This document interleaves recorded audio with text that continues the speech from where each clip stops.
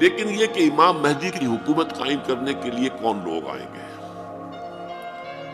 عرب جو ہیں وہ اندر سے کھوکھلے ہو چکے ہیں، عیاشی نے، دولت نے، پیسے نے، دولت، پیسہ، عیاشی، اس کی وجہ سے کھوکھلے ہو چکے ہیں۔ یہاں میں آپ کو دو حدیثیں سنانا چاہتا ہوں۔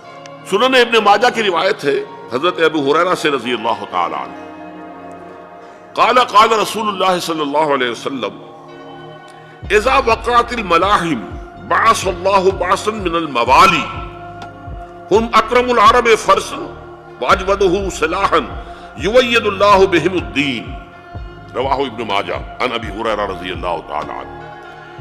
جب ملاحم کا دور شروع ہوگا تو اللہ تعالیٰ اٹھائے گا ایک لشکر یا لشکروں پر لشکر موالی میں سے۔ موالی کون ہے؟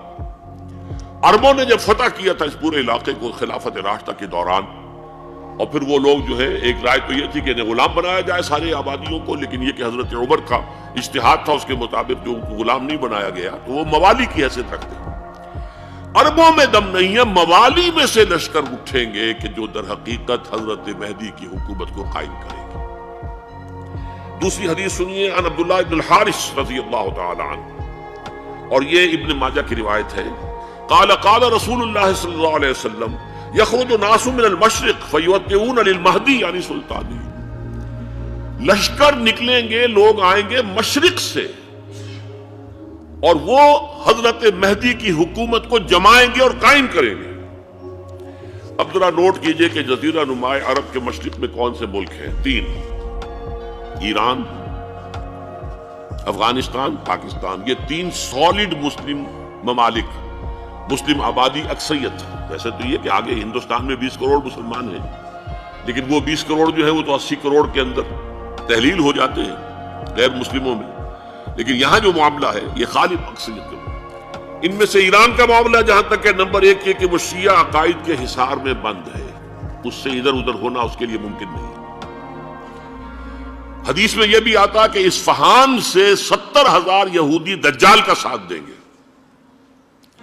لیکن بہرحال خراسان ایک صوبہ ہے افغانستان کا اس وقت بھی، شمال مشرقی کونے میں، مجھے امید ہے وہاں سے خیر کی، کیونکہ خراسان کا لفظ وہاں پہ شامل ہے، اور حضور کی حدیث میں بعد میں آپ کو سناؤں گا کہ خراسان سے فوجیں چلیں گی جو یروشلم کو دوبارہ حاصل کریں گی، فتح کریں گی، جیسے پہلے یروشلم کھویا عربوں نے تھا، دوبارہ حاصل کیا تھا کرد نے، کرد خون صلاح الدین ایوبی رحمت اللہ علیہ، ایسے اب پھر عربوں نے کھویا ہے، لیکن لینے والے خراسان سے لشکر آئیں گے۔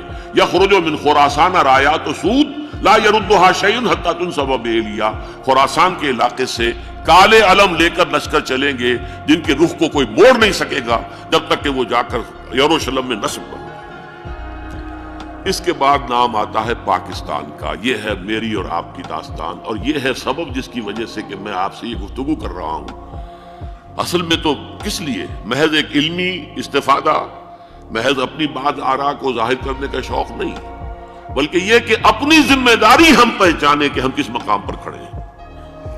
دیکھیے، اس پاکستان کے بارے میں یا ہندوستان کے بارے میں علامہ اقبال نے کہا تھا اپنے ترانہ ملی میں، میرے عرب کو آئی ٹھنڈی ہوا جہاں سے، میرا وطن وہی ہے، میرا وطن وہی ہے۔ اور مجھے بتایا گیا کہ سنن ابی داؤد میں یہ روایت موجود ہے کہ حضور نے فرمایا کہ ہندوستان کی طرف سے مجھے ٹھنڈی ہوا آتی ہے، اگرچہ مجھے وہ حدیث ابھی نہیں ملی ہے، لیکن حزب التحریر کا ایک کارڈ مجھے ملا تھا، تو اس میں اس حدیث کا اور اس میں ابو داؤد کا روایت کا حوالہ موجود تھا۔ لیکن میں جو چیز آپ کو بتا چکا ہوں وہ یہ کہ الف ثانی کا پورا تجدیدی کارنامہ اس ہندوستان کی سرزمین میں ہوا۔ مجدد الف ثانی شیخ احمد سرندی، شاہ ولی اللہ دہلوی، سید احمد بریلوی، وہ تو ہمارے پاکستان میں آ کر جو ہے ان کا خون جذب ہوا ارض پاکستان میں۔ پھر شیخ الہند مولانا محمود حسن۔ تحریک خلافت چلی تو صرف ہندوستان میں چلی اور کہیں نہیں چلی۔ آزادی کی تحریک چلی پوری دنیا میں، وہ نیشنلزم کی بنیاد پر چلی، ملے نیشنلزم، عرب نیشنلزم، ترک نیشنلزم۔ ہمارے ہاں چلی تو اسلام کے نام پر، پاکستان کا مطلب کیا؟ لا الہ الا اللہ۔ پھر پاکستان قائم ہوا معجزے کے طور پر، بلکہ نازل ہوا ہے لیلۃ القدر میں، انا انزلناہ فی لیلۃ القدر، جیسے قرآن نازل ہوا لیلۃ القدر میں، یہ پاکستان بھی نازل ہوا لیلۃ القدر میں۔ اس کا برقرار رہنا ابھی تک معجزہ ہے۔ ہندو یہ سمجھتا تھا، کانگریس سمجھتی تھی کہ جھٹ پٹ ختم ہو جائے گا۔ پھر یہ کہ اس کا قرارداد مقاصد کا پاس ہو جانا، مزید بھی اور اضافی دفعات دستور میں آ جانا، اب کمرشل انٹرسٹ کو ربا قرار دے کر حرام قرار دینا، یہ سارے لینڈ مارکس ہیں کہ جو اشارہ کر رہے ہیں کسی چیز کی طرف، معاملہ کدھر جا رہا ہے۔ پھر یہ کہ یہ جو 14ویں صدی کے مجدد تھے شیخ الہند، اس کے بعد سے کچھ ایسی شخصیتیں عظیم پیدا ہوئی ہیں ہند میں، جن کو میں سمجھتا ہوں کہ 14ویں صدی کے مجدد اور 15ویں صدی کے مجدد کے درمیان، یہ 15ویں صدی کے مجدد کی راہ کو سیدھا کرنے والے، جیسے کہ حضرت یحییٰ نے کہا تھا میں تو آنے والے کا راستہ سیدھا کر رہا ہوں حضرت عیسیٰ کے لیے، ایسے ہی 15ویں صدی کے لیے امام مہدی کے لیے راستہ صاف کرنے والے سب سے پہلے علامہ اقبال، جنہوں نے اسلام کا تصور دین کی حیثیت سے دوبارہ زندہ کیا ہے، ورنہ اسلام ایک مذہب کی شکل اختیار کر چکا تھا۔ پھر مولانا مودودی، مولانا ابوالکلام آزاد حکومت الہیہ کے نعرے کے ساتھ میدان میں آئے۔ یہ اقبال نے جو تصور پیش کیا تھا اس پر عملی جدوجہد کے لیے حزب اللہ قائم ہوئی۔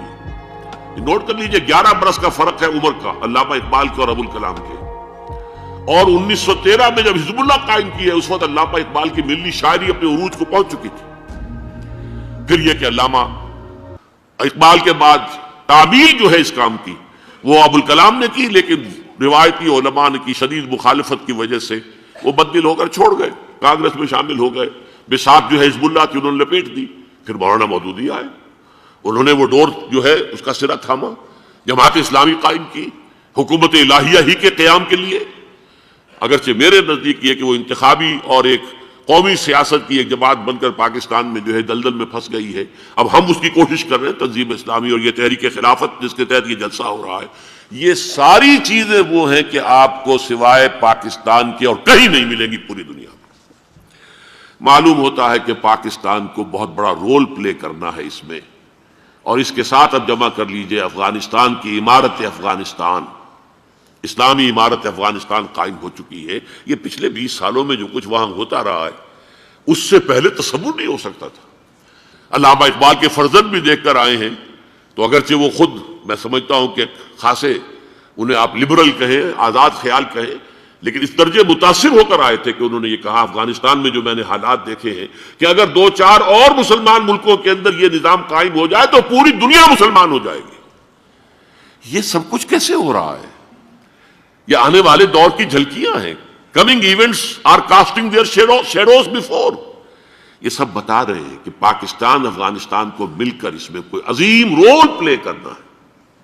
اور اس کے ضمن میں اب میں علامہ اقبال کے بارے میں آخری بات کہہ رہا ہوں۔ علامہ اقبال کے بارے میں عام یہ خیال ہے، انہوں نے اپنے خطبات میں مہدی کا اور نزول مسیح کا، حالانکہ میں کل پڑھ رہا تھا مولانا سعید احمد اکبر آبادی رحمۃ اللہ علیہ کا ایک مقالہ ان کا کہ علامہ اقبال نے ابن خلدون کے بارے میں یہ کہا ہے کہ مہدی کا اور نزول عیسیٰ کا دونوں کا انہوں نے انکار کیا ہے، حالانکہ ابن خلدون نے نزول عیسیٰ کا انکار نہیں کیا، صرف مہدی کا انکار کیا ہے۔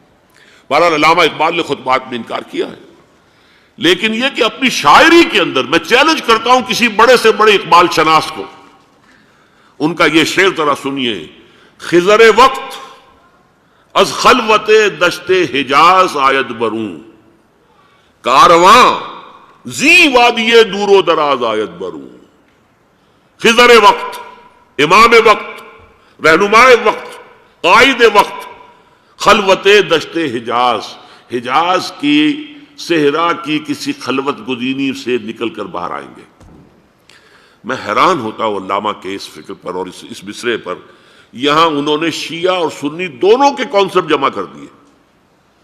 شیعہ کا کانسیپٹ یہ چھپے ہوئے کسی غار میں وہاں سے برآمد ہوں گے، اور ہمارا کانسیپٹ میں ام سلمہ رضی اللہ تعالیٰ عنہ کی حدیث سنا چکا، چھپے ہوئے ہوں گے وہ وہاں پر، مدینے سے نکل کر آ کر مکے میں چھپ جائیں گے۔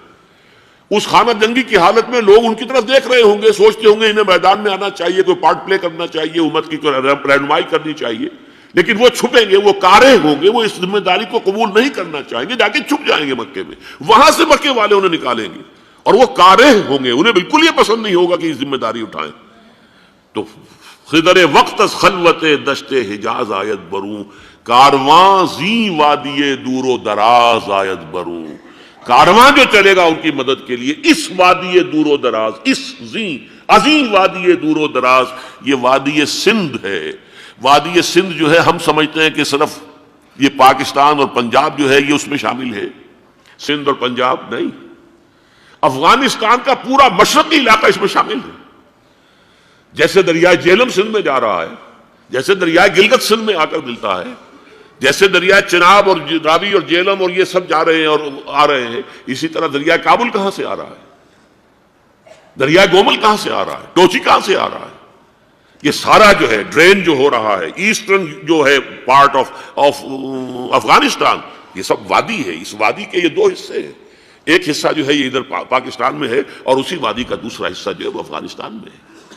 کارواں زی وادی دور و دراز آیت بروں، کارواں چلے گا یہاں سے، یخرج ناس من المشرق یؤتون للمہدی یعنی سلطان ہی، مشرق سے فوجیں چلیں گی کہ جو مہدی کی حکومت قائم کریں گی، اور یخرج من خراسان رایات و سود، اور خراسان سے سیاہ پرچم چلیں گے کہ جن کا رخ کوئی بوڑ نہیں سکے گا، حتیٰ تنصب بیلیا، یہاں تک کہ وہ جا کر یروشلم کے اندر نصب ہو جائیں گے۔ حضرات، میں ایک میری گفتگو کا حصہ باقی تھا لیکن میں اسے چھوڑ رہا ہوں، اس لیے کہ گلوبلائزیشن جو اس کی ہوگی، جو خلافت علی منہاج النبوہ کی تجرید کامل حضرت مہدی کے ہاتھوں عرب میں ہوگی، اس سے پہلے اس کے لیے محنت، کوشش، جد و جہد پاکستان اور افغانستان میں ہو چکی ہوگی جو اسے سپورٹ کرے گی اور وہاں جا کر حکومت قائم کرے گی۔